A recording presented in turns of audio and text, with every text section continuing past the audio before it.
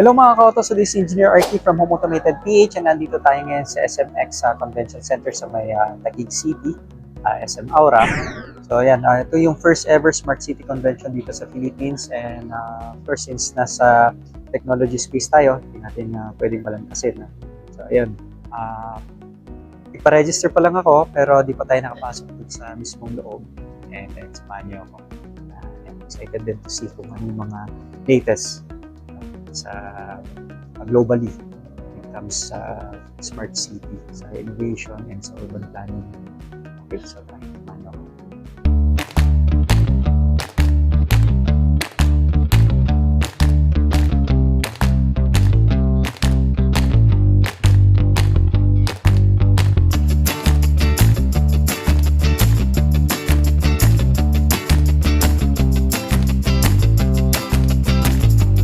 Yan.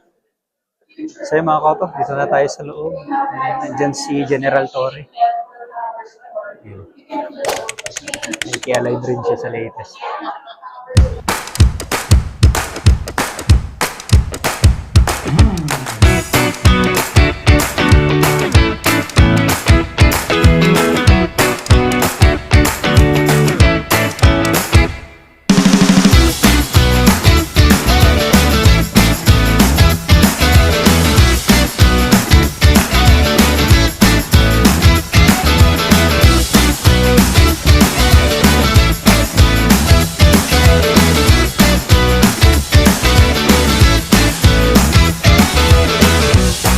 Yung mga kautos, so dito tayo sa IoT Technology Incorporated na booth.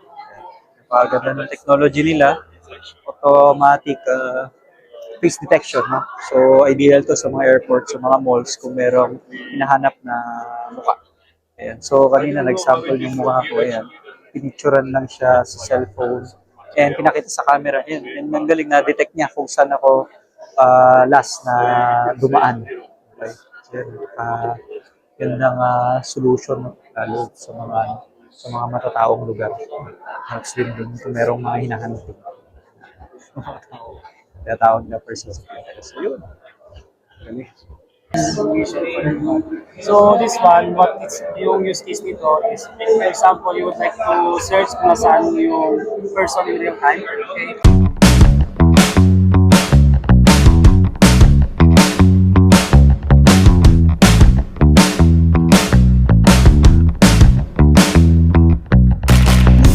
Pwedeng yung camera natin, tama ka, kailangan IP-based. IP-based, yung may LAN, no? Correct. RG45 siya. Mag-coaxial kasi siya,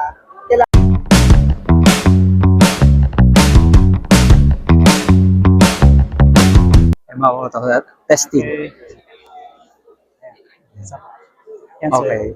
They will be using that to answer that. Okay, so pinicturean ako and then pinicturean siya, scan doon. scan lang dito, Natin kung madedetect ng system. Yun, okay. Ayun, so nailag niya. yung Okay. ginamit natin, hanapin natin si Sir, Okay, investigate. investigate, Okay. pag-start Start. natin, Sanapin niya kung ano. hahanapin ka niya kung nasaan ka niya nakita. Okay. So, pag binew ko, ayan yung face Ay, mo, di ba? galing Oo. Kasi dito ka lang namin nakita, hindi ka naman umigil. Galing di ba? Dahil sa buhok ko yan, no? Ay, kulot na ka. Because of Joke the lang. AI. So, Diba? galing, so, ano? ganun lang kasimple. Oo. Pag binaba Galing. ko yung So, kahit position, picture, ano? kahit picture lang. Okay, question. Saan siya usable? So Siguro, basically, for example, meron kang mall, nawala yung bata sa mall. ayun, Ano yung tama. mga usual na ginagamit na AI? Yung naka-green, naka-red. Oo. Naka-red Oo. lang, di ba? Oo. Ang tanong ko sa'yo, kung kita ngayon pinatanong, tingnan mo sa camera, a person in red dress, tingnan nyo, ilan ang red dress dito sa area na to? 1, 2, 3 Dami. agad. Oo. So ganun din, di parang needle in a haystack pa rin, right? Tama. Ayan, Whereas so, pag pinahanap mo yung mukha, kita ka. accurate. Galing, Yes. ano? Kahit picture. Diba? Galing. So kahit na picture Nice. yung gamitin mo, walang problema. Okay. Thank you, sir. Very detailed explanation. Laki bagay niya, lalo sa mga airport. Correct. Talagang Sa ginagamit, no? airport, meron din wanted. Oo. Kunwari, may wanted or alam mo na, natimbrehan na. Oo. So, pwede nyo na siyang subaybayan Yan kung nasaan. Diba? It doesn't necessarily equate naman na wanted tapos huhulihin mo agad doon. At least yung, ano lang, persons of interest as they call it. Huh? So, it's a Persons of better interest. term. So yung ito, sa Philippines yan na yung ginagamit na technology.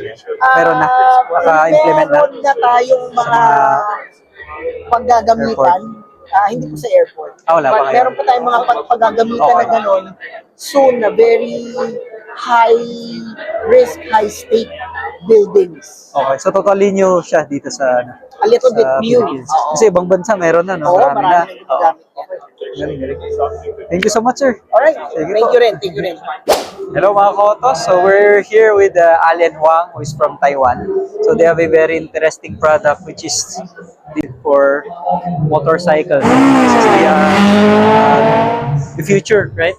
Of the display for motorcycles, because usually normally the displays we have right now are basic digital displays. So what they have here is an LED display, more high resolution, as you can see. Very cool product. Okay, thank you, Allen. Okay, thank you. Okay.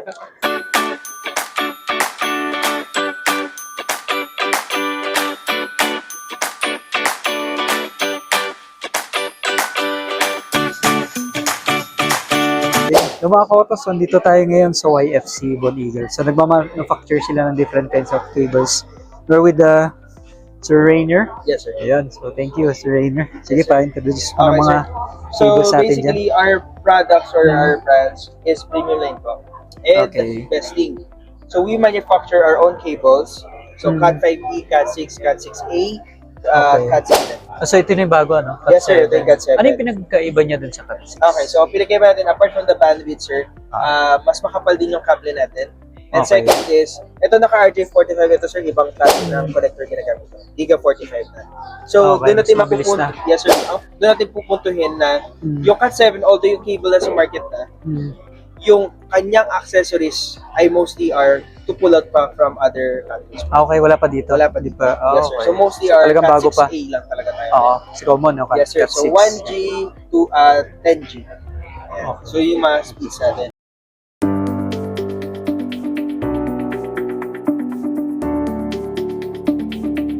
Yung mga koto, so meron dito yung visible visible cable.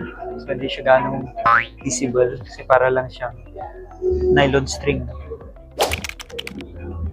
So napakaliit niya. Yan. And mainly for fiber optics. Tapos yun, meron na rin Cat 7. Hindi pa ganon ka-widely available sa Philippines. Sa ibang bansa pa. Mainly. Kasi ang mas common dito is itong Cat 6. So, ang dami nilang different kinds of cable.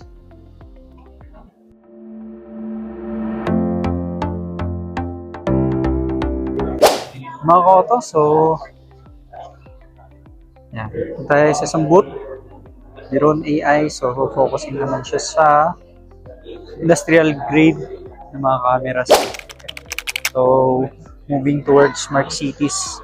So, kailangan ng mga industrial grade since yan is mostly outdoors nilalagay, no? Sa labas ng buildings, sa mga highways. So, very special type of cameras. Meron din silang drones. Yan, no? Parang UFO. Laki. Multiple cameras. So, lahat ng side meron. So, nagko-correspond raw yan for each monitor.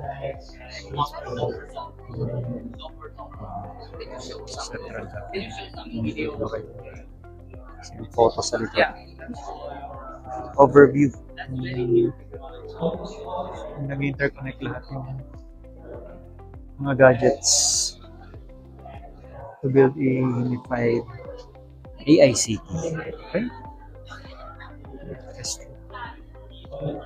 Ito naman yung camera na ginagamit sa traffic. Ito yung mga no contact na huli. Ito yung ginagamit. So meron siyang capability for speed detection saka plate number capture. Makalaki.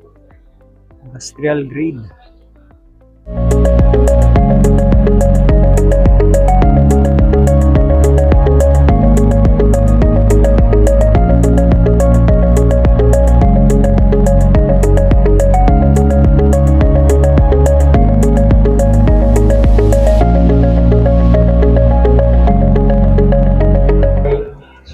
Koto. So dito si Mayor Magalong.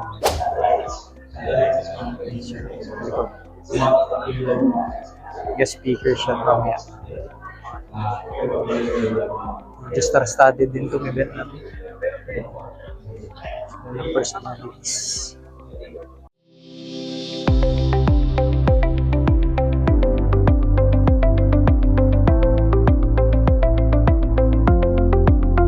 So, ito mga ka-auto, this panel naman for smart water management. So, ito ini-install nila dito sa mga pumps para ma-manage technically yung mga pipes sa isang city.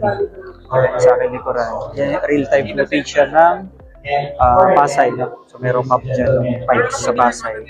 And through this system, kaya niya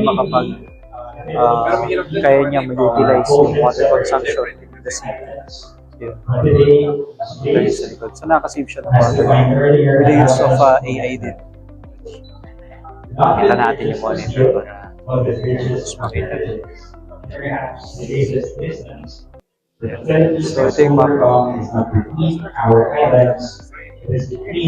What we are today, Kapag and so, ito yung map yung water lines. And ito yung monitor. Yung binibigyan niya information. So, real-time po yun. Nakolek sa internet, sa cloud. So, monitor nila kung merong problem pa. And overall, nakatulong siya sa conservation of energy or water. Galing. So,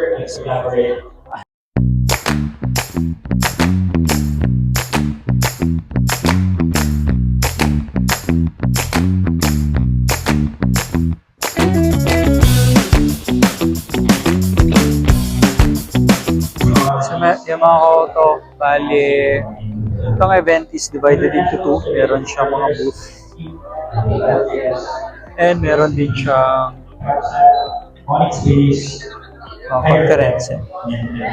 Merong program. Yung mga featured speakers. So, simultaneous siya.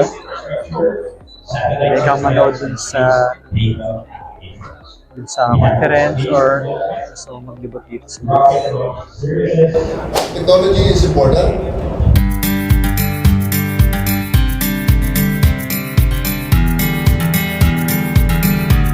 The objective is very simple: to see the problems faster, to understand them better, and to act before they become full-blown crises.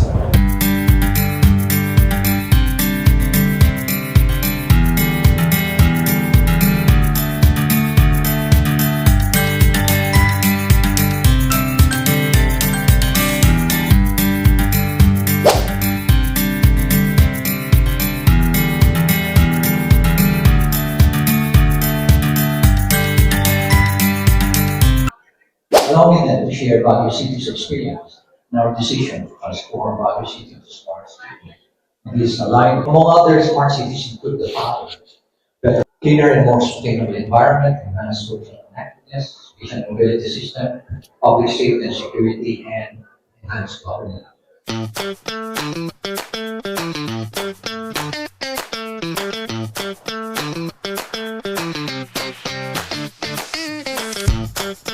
So, yun mga ka-auto. Tapos na tayo maglibot. And,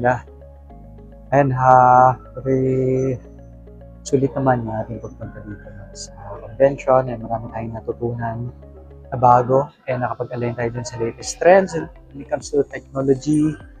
And especially especially and most particular sa smart city. Yun, so panood din natin yung mga speeches ng iba't ibang mga speakers, no? And very inspiring and eye-opener din yung mga topic.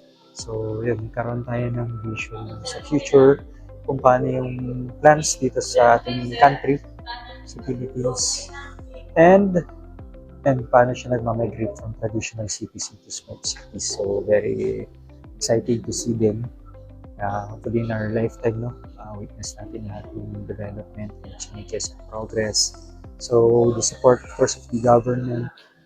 So, we believe na ma-achieve naman natin overall. So, yun. Very ibang ano rin, no? Ibang level of dedication rin when it comes to conversion to a smart city na. So, very essential talaga yung role ng ating mga leaders, especially yung mga mayors and yung mga private sectors din. So, working hand in hand sila, especially mga LGUs. So, yan. And nag-umpisa kasi sa baba. Kailangan maganda yung coordination sa baba, no, para achieve yung national level of development. So imagine pag lahat ng Philippines is smart city, then kaya na nating tapatan yung mga first world countries gaya ng Japan, Korea, sa West, sa US. Pero dito sa Asia, developing na rin yung mga countries such as China, which is leading the world when it comes to technology. So, hopefully makahabol din sa Philippines. So, ayan, napakarami ng information natin na absorb din. And marami rin tayong na-witness na bagong technology. Salamat din sa mga suppliers na nandito rin. So, yung iba is galing abroad pa. May mga galing Singapore, China, Taiwan, Korea. So, yun. Punta sila dito sa event to showcase yung mga products nila. So, it's good to connect with them and makita first-hand din yung capabilities and features ng mga products. So, ayun. Maraming salamat mga ka-auto sa pagsubaybay. So, parang hindi na natin sinagan up to 7 o'clock pa ata ito. Pero meron pang day to bukas kung gusto nyo pang humabol. And huli ma-upload ko itong video on time. Pero kung hindi man. So, annual na ata siyang gagawin itong Smart City Convention. And ito yung first the series. And yun, hopefully maka-join kayo in the future. So, yun, marami kayong makikita ng mga bago. And since yung technology is frequently and continuously nag-a-adapt. So, and ito rin yung venue natin para makapag-connect dun sa partners natin in business. And for sa atin naman, is to be aware and to raise yung visibility natin in terms of sa mga products na available na sa market para mas makapag-provide tayo ng better solutions sa ating mga clients. So yun, very sulit. By the way, free of charge to. Yung register, kailangan nyo lang mag-register and kailangan nyo lang yung presence nyo. So, kakaroon lang ng access nyo. Okay, so yun muna mga ka-auto. Thank you for joining. Again, this is Engineer RT from Home Automated PH. And for more contents, like, comment, and share sa ating mga videos. And pwede rin kayong mag-subscribe sa ating YouTube channel. Okay? So, that's it for now.